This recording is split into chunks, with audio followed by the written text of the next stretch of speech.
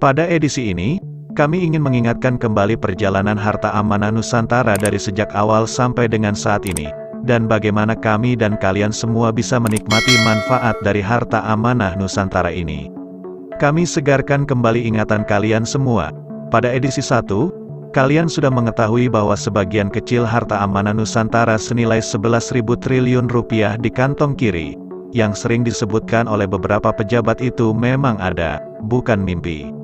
Edisi 2, pemilik harta amanah bumi adalah Tuhan semesta alam atau Allah Subhanahu wa Ta'ala.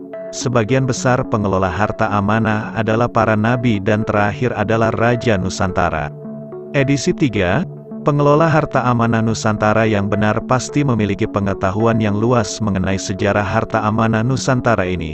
Selain itu, penerima amanah juga mempunyai dokumen yang sangat lengkap, sejak Nabi Idris alaihissalam sampai dengan dokumen terbaru di World Bank dan Otoritas Keuangan Dunia.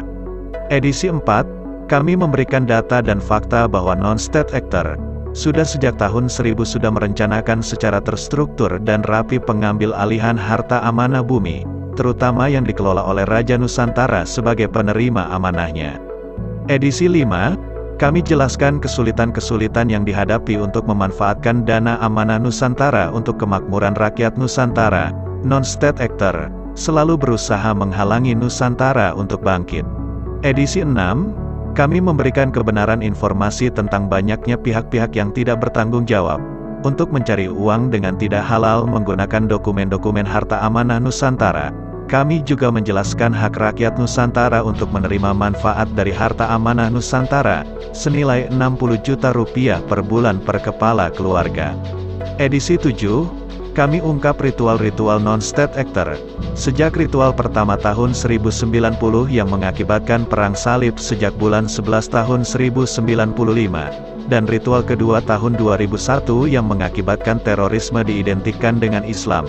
Kami juga jelaskan wilayah Nusantara ingin dipecah menjadi 7 negara kecil untuk menguasai semua harta amanah Nusantara.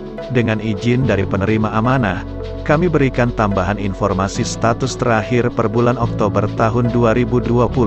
Harta amanah Nusantara bernilai sekitar 148,5 ribu triliun rupiah dengan kurs rupiah 1 dolar Amerika Serikat sama dengan 14.000 rupiah.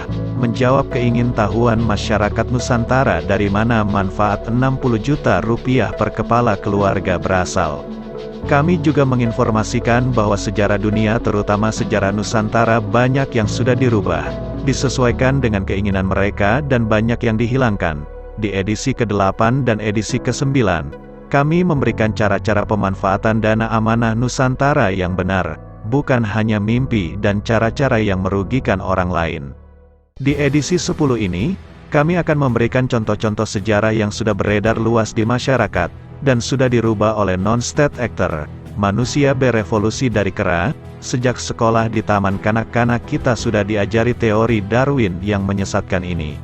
Teori tersebut, asal mulanya dimulai sejak tahun 1800.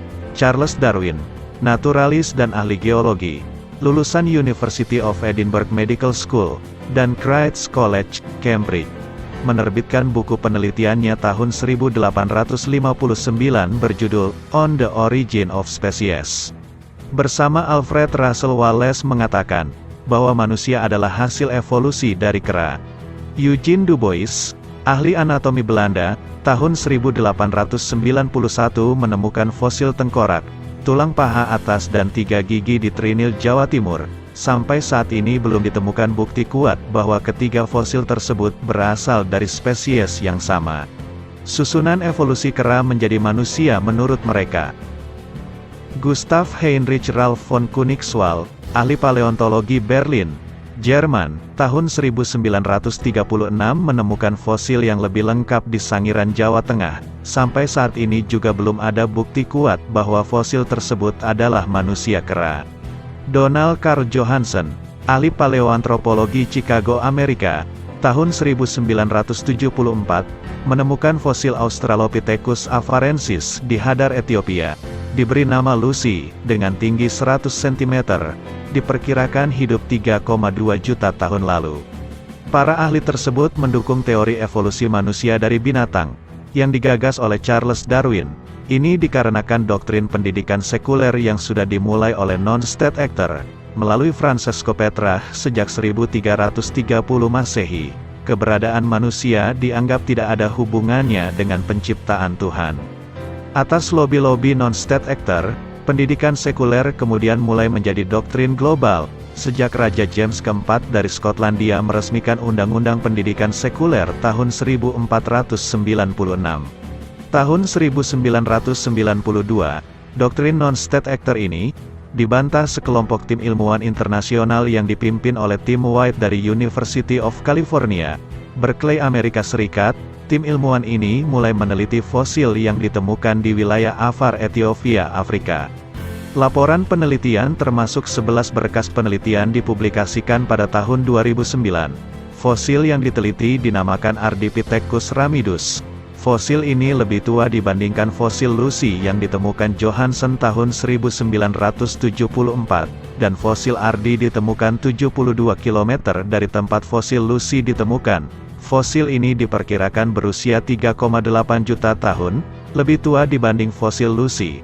Kerangka fosil Ardi cukup lengkap, tengkorak, gigi, tulang panggul, kaki, paha, lengan dan tangan, untuk memperkirakan tinggi dan berat tubuhnya. Tim White, seperti dikutip oleh harian Xinhua China, mengatakan bahwa Ardi tidak memiliki bagian tubuh seperti kera atau gorila. Kedua tangannya tidak mirip tangan simpanse atau gorila.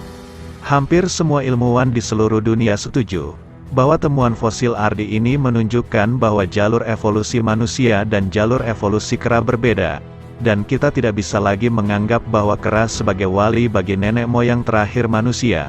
Fosil Lucy sudah tidak bisa digunakan sebagai acuan menyimpulkan jalur evolusi manusia, karena fosil Lucy dan fosil Ardi memiliki perbedaan mendasar, meskipun kedua fosil tersebut hampir mirip. Sejak sekarang, hari ini, detik ini, sampaikan kebenaran sejarah tentang asal-usul manusia tidak berasal dari evolusi kera. Sampaikan kepada semua anak-anak penerus bangsa Nusantara, pembodohan sejarah ini harus dihentikan. Kami tunjukkan lagi sejarah Nusantara yang dirubah dan dibuat sesat. Catatan arkeologi Majapahit. Di catatan-catatan sejarah yang ditulis atas inisiatif non-state actor, Kerajaan Majapahit sebagai pengelola wilayah Kerajaan Nusantara, baru ada sejak tahun 1293 hingga 1527. Coba kalian pelajari penelitian dari Dr. Andang Bahtiar, ahli geologi dari ITB. Beliau memperoleh gelar S3 Doktor dari Colorado School of Mines, Amerika Serikat. Pernah menjadi anggota Dewan Energi Nasional juga. Dalam seminar di ITS tahun 2016, beliau memberikan data-data penelitian akademis yang menunjukkan bahwa Kerajaan Mojopahit sebagai pengelola wilayah Nusantara, sudah ada sejak 600 sampai 500 tahun sebelum Masehi, sama dengan dokumen-dokumen sejarah milik organisasi Nusantara yang dibuat tahun 300 Masehi. Contoh lagi, Serat Gatot Loco dan Serat Darmo Gandul, ini asalnya dari naskah Babat Kediri. Cerita fiktif buatan Kiai Tunggul Wulung dan G.W.J. Droes Orientalis Belanda tahun 1850. Silakan kalian pelajari biografi Kiai Tunggul Wulung dan G.W.J. Droes. Cerita ini fiktif dan tidak pernah ada dalam sejarah Nusantara. Ini cerita buatan VOC. Tujuan dibuatnya naskah ini, untuk mengadu domba rakyat Nusantara, dan menimbulkan kebencian rakyat di wilayah Nusantara terhadap Islam. Cerita ini juga ditambah dengan cerita fiktif lain, bahwa Mojopahit diserang oleh Kerajaan Demak. Ini untuk mendapatkan dukungan rakyat Nusantara di Jawa, guna menyerang wilayah Aceh yang saat itu dipimpin oleh Sultan Mahmud Syah. Kerajaan Aceh, sejak VOC masuk ke wilayah Nusantara melalui Banten tidak pernah mengizinkan mereka masuk wilayah Kerajaan Aceh. Sejak tahun 1820. Kerajaan Aceh sudah menguasai perdagangan lada hitam dunia, dan VOC sangat berkeinginan untuk merebut wilayah Aceh. Kalian semua harus bersyukur, VOC tidak pernah berhasil menguasai Aceh. Serat Centini tahun 1814 ini, asal mula cerita fiktif Kidung Sunda yang dibuat tahun 1860. Di cerita fiktif ini, digambarkan Mahapati Gajah Mada membunuh Raja Sunda dan pasukannya. Ini cerita bohong dan bodoh yang dibuat oleh VOC melalui KF Hole. Tujuannya sama, menciptakan kebencian dan permusuhan di antara kerajaan pengelola wilayah Nusantara yang ada di Pulau Jawa. Hasil akhirnya, mereka menggunakan rakyat Nusantara yang sudah dibakar kebencian kepada sesama rakyat Nusantara, untuk mau bergabung menyerang kerajaan Aceh. Tujuan yang sama dengan cerita Gatot Loco dan Darmo Gandul. Masih banyak lagi cerita-cerita rakyat fiktif. Kami ulang, fiktif dan tidak ada dalam dokumen asli sejarah Nusantara yang dipunyai oleh organisasi Nusantara. Pada saatnya nanti, Raja Nusantara dan organisasi Nusantara akan memberikan semua dokumen asli dan bukti-bukti sejarahnya kepada semua rakyat Nusantara. Kebenaran sejarah Nusantara ini sudah diteliti dan dibuktikan oleh Kiai Haji Agus Sanyoto sampai ke Kons Museum Den Haag. Kami berharap, sebelum beliau meninggal, beliau sudah sempat menceritakan kepada rakyat Nusantara. Kembali lagi kami ingatkan, rakyat Nusantara Jawa Barat, dan rakyat Nusantara Jawa Timur, hentikan pertikaian kalian semua. Tidak ada cerita sejarah peperangan antara kerajaan Pajajaran dan kerajaan Mojopahit. Semua adalah kerajaan pengelola wilayah kerajaan Nusantara, yang mendedikasikan semua daya upaya untuk memakmurkan rakyat Nusantara, bukan untuk memperkaya serikat dagang VOC.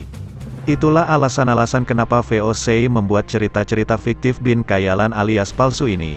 Sayangnya sampai sekarang cerita fiktif tersebut masih dianggap sebagai cerita sejarah yang benar. Kami dan kalian semua, sangat diharapkan untuk mempelajari secara benar semua sejarah Nusantara, ikut serta menyampaikan kepada seluruh rakyat Nusantara, terutama generasi Z dan generasi Alfa negeri Nusantara, yang kami yakin tidak mengetahui sejarah ini.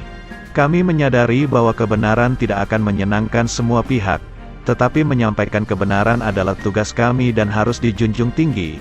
Apapun resikonya, Tuhan bersama kami dan kalian semua.